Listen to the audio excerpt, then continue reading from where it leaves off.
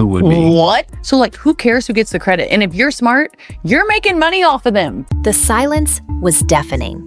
For months, WNBA fans watched in disbelief as the league's brightest new star, Caitlain Clark, was shoved, elbowed, body-checked, and fouled with brutal intensity.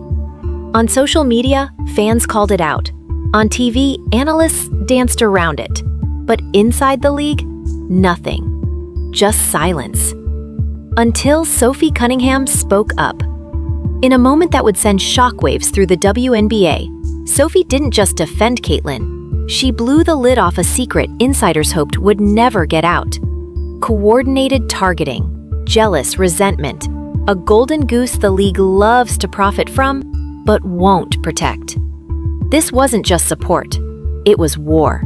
Caitlain Clark is, without question, the most transformative rookie in WNBA history. She's not just selling out arenas, she's changing the economics of women's basketball. Ratings skyrocketed. Ticket prices doubled. Merch sold out. Her rookie trading card even sold for $660,000, more than 8 times her rookie salary. She's the kind of player leagues dream about. So how is it that this once-in-a-generation asset is being treated like a disposable pawn? In her rookie season alone, Clark has absorbed more punishment than almost any other player in the league. She's missed 14 games due to injury, not from overuse, but from physical punishment. 2 groin injuries, 1 quad strain, 3 different hits that forced her to sit. And here's the stat that stunned everyone. 20% of all flagrant fouls in the WNBA this season were committed against Caitlain Clark. 1 in 5. That's not just a fluke. That's a campaign. For a long time, fans speculated. Was this just hard-nosed defense? Was Caitlain a cocky rookie getting humbled? Then came Sophie. On her podcast, Show Me Something, Cunningham did what no other active player dared to do. She told the truth. She revealed what had long been whispered. Teams were game planning to rough up Caitlain Clark. Not just play her hard, target her, break her down, make a statement. And Sophie wasn't just hearing it from others, she was in the room. As a member of the Phoenix Mercury, she witnessed it firsthand. Locker room talks about showing her what the W really is. Players saying, "We're going to prove it to her." Coaching strategies centered around physical intimidation. This wasn't rookie hazing, it was premeditated hostility. And Sophie owned up to it. She admitted that at the time it felt normal, like part of the culture. But now, seeing it from the other side, it's horrifying. She said what no one else in the WNBA would. This is too much. And when a player like Sophie, a 6-year veteran, says it's too much, you know it's serious. After her viral podcast comments, Sophie Cunningham could have stopped. Most players would have. But she didn't just talk, she took a side. On live national TV, when asked about Clark's treatment, Sophie doubled down. She didn't give a PR-safe answer, she didn't deflect. She looked into the camera and said, "Enough is enough." And then she did something even more shocking. She physically stepped up on the court. During a brutal game where Caitlain was elbowed 3 times in 1 quarter, Sophie charged in and defended her, face to face, against a player nearly twice her size. Suddenly, Sophie wasn't just a voice. She was a protector, an enforcer. This wasn't about stat sheets anymore. It was about survival, and it came at a cost. Fans loved her for it, but inside the league, some players were furious. One anonymous player even told a reporter she broke the code. You don't defend someone who hasn't earned her stripes. But Sophie didn't care. She'd seen enough. By now, the WNBA was facing a PR nightmare. Clips of Clark getting hammered with no whistle were going viral almost daily. Elbows to the ribs, shoves into the paint, even a cheap shot after the whistle blew, all without penalty. Fans weren't just frustrated, they were outraged. #ProtectCaitlin started trending. journalists began calling out the league for its silence. Former NBA stars like Shaquille O'Neal and Charles Barkley slammed the officiating as blatantly biased. And then it happened. A leaked internal memo from a referee union meeting revealed that officials had been instructed to let them play through contact, especially with high-profile rookies. The wording was vague, but fans immediately drew one conclusion. Caitlain was being sacrificed for the league's image. The idea? Let her tough it out, prove herself, make it seem fair. But it wasn't fair. It was dangerous. And Sophie Cunningham, she didn't stay quiet about this either. If there was any doubt where Sophie stood, one game changed everything. It was supposed to be just another mid-season matchup, but tension was already high before tip-off. Rumors swirled that Caitlain Clark would be benched early due to injury risk. The opposing team had a history of flagrant fouls, and then, second quarter, it happened. Caitlain took a brutal hit. No call. Before anyone could react, Sophie Cunningham stormed across the court, got in the face of the offender and shouted, "She's not your punching bag." The clip exploded online. 2 million views in 12 hours. ESPN, Bleacher Report, TikTok, Reddit, everyone was talking. Some fans called her a hero. Others said she crossed the line. But one thing was clear, Sophie wasn't afraid anymore. She had picked her side, and the world noticed.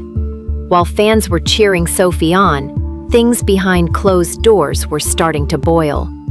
Multiple insiders began leaking what no one wanted to admit publicly. Not everyone in the locker room supported Caitlain Clark or Sophie Cunningham. Some veteran WNBA players reportedly saw Clark's fame as unearned. They believed she had skipped the long, grueling road they'd walked, that her celebrity wasn't basketball, it was media hype. And worse, Sophie's public support was seen as betrayal. "She's making it harder for the rest of us," one anonymous player told a podcast host. "She's feeding the narrative that Clark is a victim. She's not. She's just soft." The divide wasn't just between teams anymore, it was within them. A source from Sophie's own squad revealed that teammates began icing her out. Less communication on the court, less eye contact off it. She was playing hard, but she was playing alone. They weren't just mad at her, they felt threatened by what she represented. And Sophie? She kept showing up, kept playing, kept protecting, even when it meant becoming the league's biggest target. At the same time, the sports media machine kicked into overdrive. They couldn't ignore Sophie's viral moments, but instead of celebrating her stand, they spun it into something else. One headline read, "Sophie Cunningham escalates WNBA tensions with reckless behavior."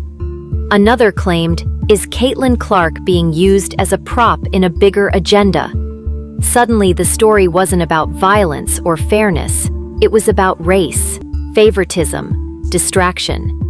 ESPN panels debated whether Sophie was playing the white savior. Social media lit up with arguments, some in support, others accusing her of centering herself in a fight that wasn't hers. But here's what no one could deny. Caitlain was still getting hit, the refs were still silent, and the league was still pretending everything was fine. Sophie didn't respond to the media firestorm, but she didn't have to. Her actions on the court kept speaking louder than the headlines. Up to this point, Caitlain Clark had been silent. No angry tweets, no post-game rants, no public criticism of her attackers or the refs. But after one particularly brutal loss, where she was shoved 3 times, knocked to the ground, and left limping, she finally broke. At the post-game press conference, a reporter asked her, "Do you feel targeted out there?" Caitlain paused.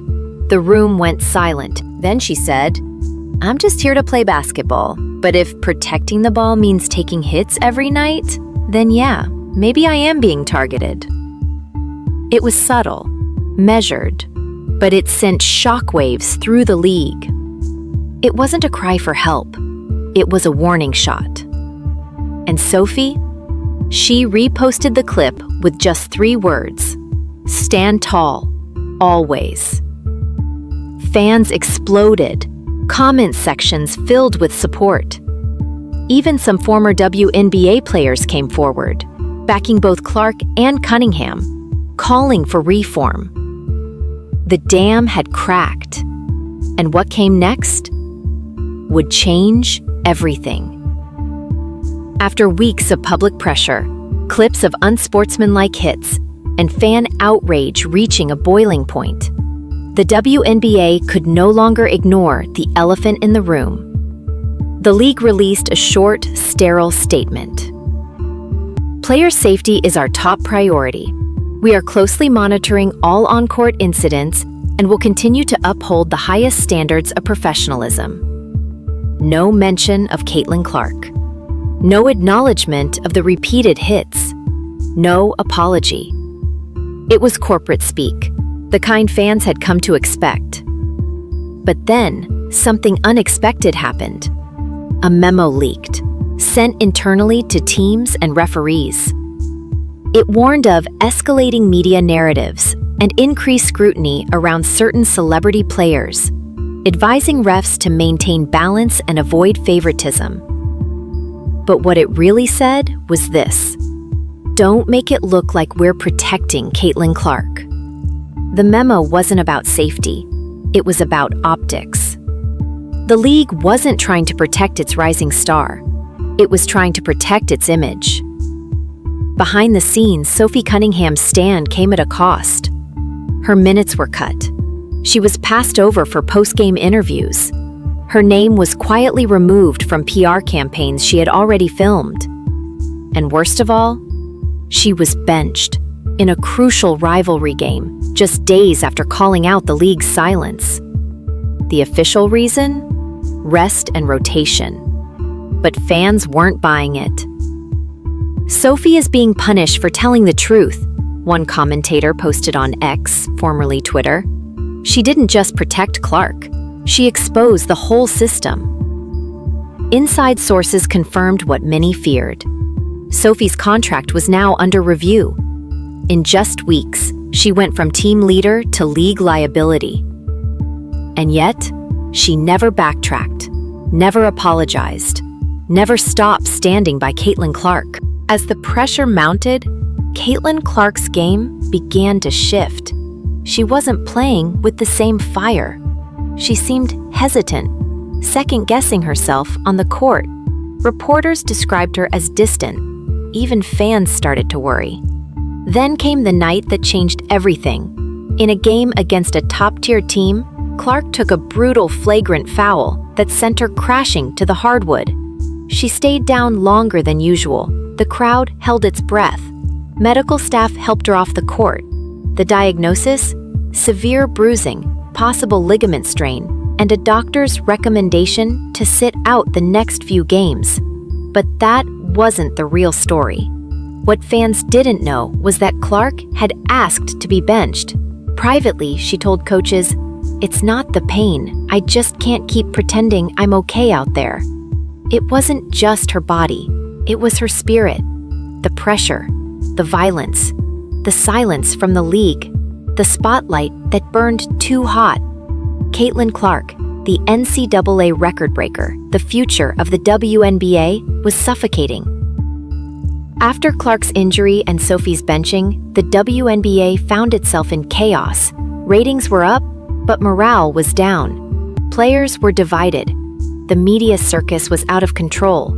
And then came the ultimate twist.